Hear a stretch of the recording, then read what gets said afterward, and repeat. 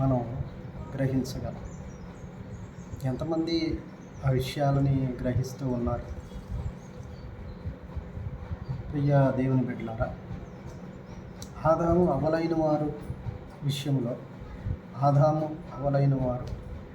ఆదాముని దేవుడు కలుగజేసిన తర్వాత మరి అవ్వను కూడా చేయటానికి మరి సంకల్పించినప్పుడు ఆయన సంకల్పంలో అవ్వ కూడా, స్త్రీ కూడా ఉన్నది. కానీ దిర్ ఈజ్ లాంగ్ పీరియడ్. ఆదాము ప్రతి భూజంతువుకి, ఆకాశ పక్షులకు ఏ పేరు పెట్టినో ఆ పేరులు కలిగెను అని అక్కడ రాయబడి ఉంది. కనుక కొంతకాలము ఆదాము అవ్వని ఎడబాసి ఉండవలసి వచ్చింది. ఎడబాసి అనగా కొంత దేవుని సన్నిధిలో ఉండి మరి ప్రతి భూజంతువులకు, ఆకాశ పక్షులకు అన్నింటికి పేర్లు పెట్టాడు ఆదాము. ఆ పీరియడ్ టైంలో అపవాదైన వాడు అవ్వని శోధించాడు.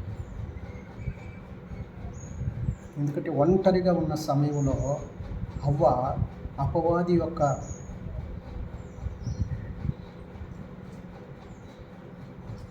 యొక్క ఉచ్చులో, అపవాది యొక్క మాయమాటలు,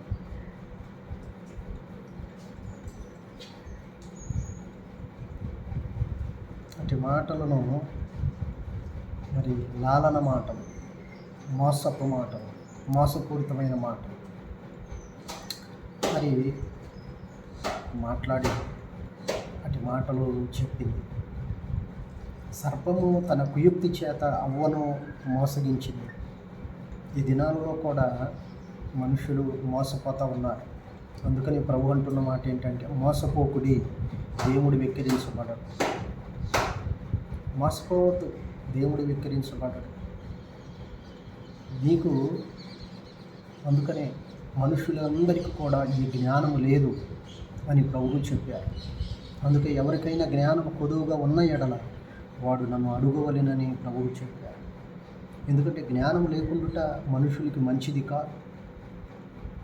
మనుషులు జ్ఞానం లేకయే వారు చెరపట్టబడిపోతున్నారు, చెరలోకి వెళ్ళిపోతున్నారు, అపవాది చేతిలో మోసపోతున్నారు, అపవాదికి బానిసలు అవుతున్నారు, అపవాది యొక్క మరి మోసపూరితమైన విధానాలకు వాళ్ళు వెళ్ళిపోతున్నారు.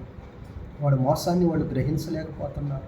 వాడు చేస్తున్న మోసాలను వాళ్ళు పసిగట్టలేకపోతున్నారు. వాడు చేస్తున్న మోసాలని వాళ్ళు తెలుసుకొనలేకపోతున్నారు. వారు గ్రహించలేకపోతున్నారు.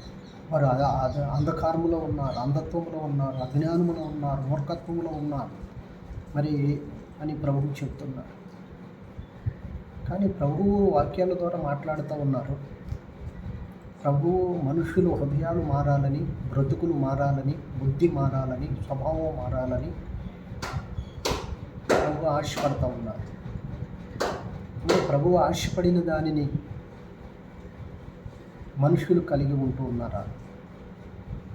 మనుషులలో అది కనబడతా ఉందా?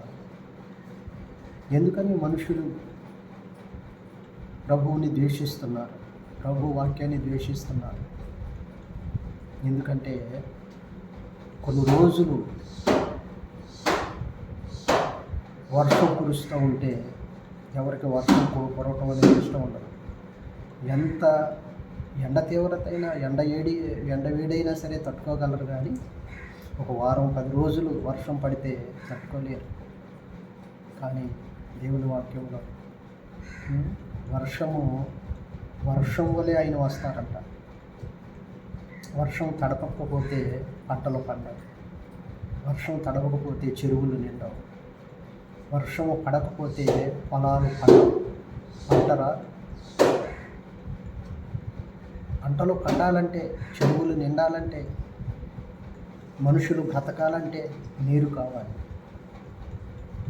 నీరుకి ఎంత ప్రాధాన్యత, ఎంత ప్రాముఖ్యత, నీరుకి ఎంత మరి ప్రాముఖ్యతను ప్రభువు ఇచ్చాడు. అందుకనే అవ్వ ఆదాములైన వారు ఆకాశ పక్షులు, భూజంతువులకు పేర్లు పెట్టినప్పుడు కొంత పీరియడ్ అనేది ఆదాము అవ్వ దగ్గర లేకుండా ఉండుట చూచాడు అపవాది. ఎప్పుడైతే పురుషుడు ఇంట లేడు అని ఉంది, దైవ ప్రయాణం వెళ్ళాడు కనుక ఈ సమయంలో అవ్వ కంపల్సరీ తన మాయమాటలకు మోసపోతుందని అపవాది ఆశించి సర్పమును యూజ్ చేసుకుని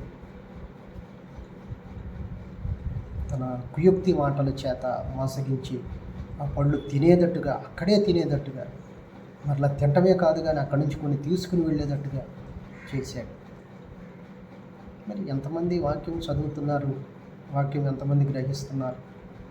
కనుక ఈ వీడియోస్, ఈ వాక్యాలు మీకు ఆత్మీయంగా ఉంటాయని, ఇక నుంచి కూడా ఇదే విషయాలని, ఇదే సందర్భాలని మరి మీతో మాట్లాడాలని. అవ్వ ఆదాములైన వారు చూడండి, వాళ్ళు ఎడబాసి ఉండటం, దూరంగా ఉండటం, కొంతకాలం ఎడబాసిన వారిగా ఉండటం వలన అవ్వ శోధించబడింది.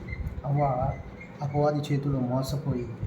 కనుక నీవైనా ఆత్మీయ బిడ్డగా ఉన్న నీవు దేవునికి, దేవుని సేవకుడికి, దేవుని మందిరానికి, దేవుని యొక్క సహవాసానికి దూరంగా ఉంటే నీకు శోధన వస్తుంది.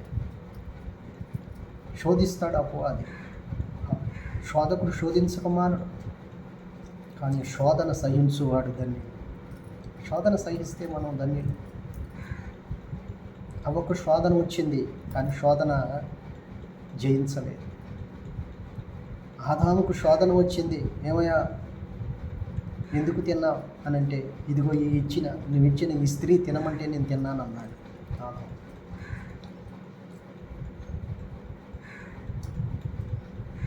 తప్పు మాత్రం అవ్వ తిందే, కానీ ఇదిగో ఈ సర్పము నన్ను మోసపుచ్చగా నేను తిన్నాను అన్నాను. నువ్వెందుకు తిన్నావు ఆదామంటే, ఇదిగో నీవిచ్చిన ఈ స్త్రీ నాకు ఇవ్వగా నేను తిన్నాను. చూసారా, తప్పు అనేది వాళ్ళ మీద ఉంచుకోలేదు, తప్పు అనేది వాళ్ళ మీద వేసుకోలేదు. తప్పు అనేది వాళ్ళ మీద మోపుతున్నప్పుడు వాళ్ళు చూడండి ఎలా తప్పించుకోవాలని చూశారు. మనుషుల యొక్క సహజ స్వభావం అనేది తప్పించుకోవాలి, ఏదో ఒక విధంగా తప్పించుకోవాలి. ఏదో ఒక విధంగా తప్పించుకుంటే మార్గాలు వెతుక్కుంటారు, తప్పించుకునే మార్గం వెతుకుతూ ఉంటారు. ప్రియులారా, అందుకనే దేవుడు ఈ మాటలు మన వీడికిడిలో దీవించి ఆశీర్వదించి మరొక తరుణం, మరొక సమయంలో మరలా ఈ విషయమును గురించే ముందుకు వెళదాం. అంతవరకు మిమ్మల్ని, మీ కుటుంబాలను దేవుడు దీవించి ఆశీర్వదించాలని ప్రార్థన చేస్తూ ఉంటారు. నా కొరకు కూడా పరిచయం కూడా ప్రార్థన చేయండి. అందరికీ వందనాలు. ఆమేన్.